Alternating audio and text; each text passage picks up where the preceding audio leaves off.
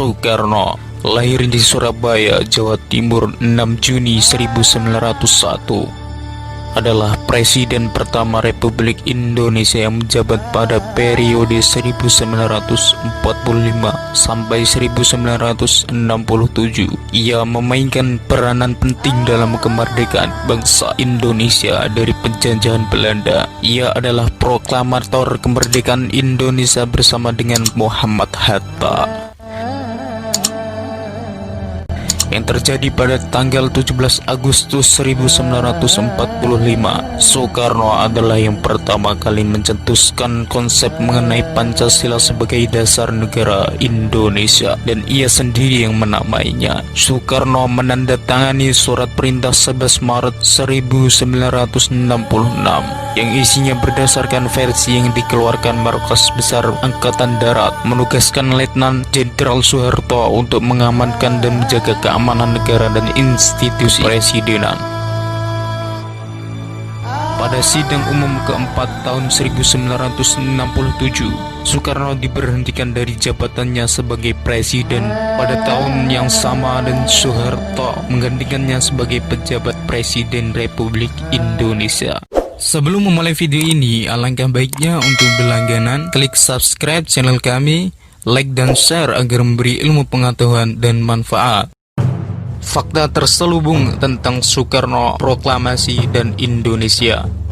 Pada 17 Agustus 1945, pukul 8, ternyata Bung Karno masih tidurnya di kamarnya di Jalan Pegangsaan Timur 56 Cikini. Dia terkena gejala malaria tertian.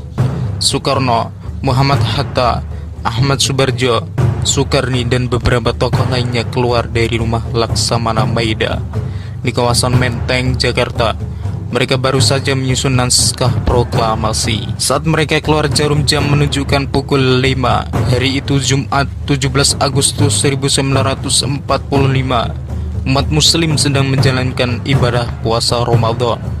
Mereka telah sepakat untuk memproklamasikan kemerdekaan Indonesia beberapa jam lagi di rumah Soekarno, Jalan Pegangsaan Timur nomor 56. Persisnya pada pukul 10 WIB. Sekitar pukul 8, Bung Karno masih tidur di kamarnya saat mulai membahas teks proklamasi pada Kamis 16 Agustus malam. Badannya sudah tak enak, suhu tubuhnya tinggi.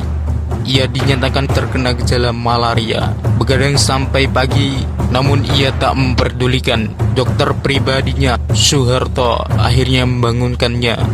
Kemudian Bung Karno diberi pil anti malaria, lalu ia tertidur lagi. Itu bukan pengalaman pertama Bung Karno terkena malaria. Saat dibuang di Pulau Ende, ia juga diserang penyakit mematikan itu. Pukul 9, Bung Karno terbangun dan bersiap-siap dengan berbusana putih-putih. Ia keluar rumah.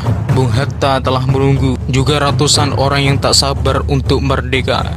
Bung Karno dan Bung Hatta pun memproklamasikan kemerdekaan Indonesia.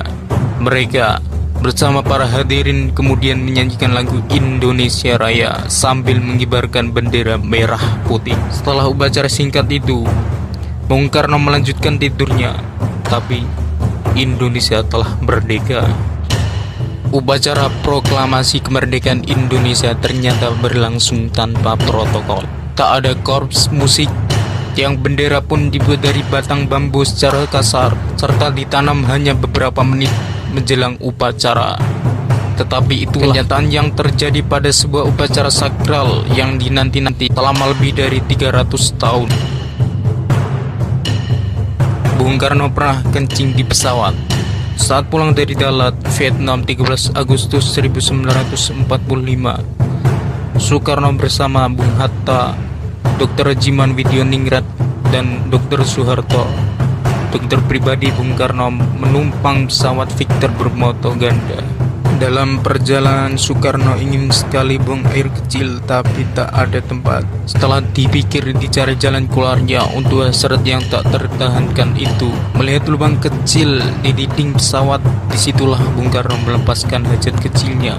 Bersemburulah air seni itu dan membasahi semua penumpang. Gelar proklamator untuk Bung Karno dan Bung Hatta hanyalah gelar lisan yang diberikan rakyat Indonesia kepadanya selama 41 tahun. Sebab baru 1986 pemerintah memberikan gelar proklamator secara resmi kepada mereka. Sosok Soekarno punya 1000 cerita unik yang mengundang senyum. Kira-kira apa perintah pertama Presiden Soekarno saat menjadi presiden? Sehari setelah kemerdekaan Republik Indonesia tanggal 17 Agustus 1945, Panitia Persiapan Kemerdekaan Indonesia bersidang. Mereka menetapkan Soekarno sebagai Presiden Republik Indonesia pertama dan Muhammad Hatta sebagai Wakil Presiden Republik Indonesia. Tidak ada debat sengit dalam sidang di gedung Rood van Indië di Jalan Pejambon itu.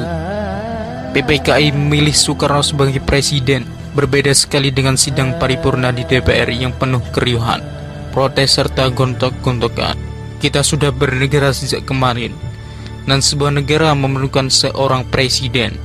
Bagaimana kalau kita memilih Soekarno?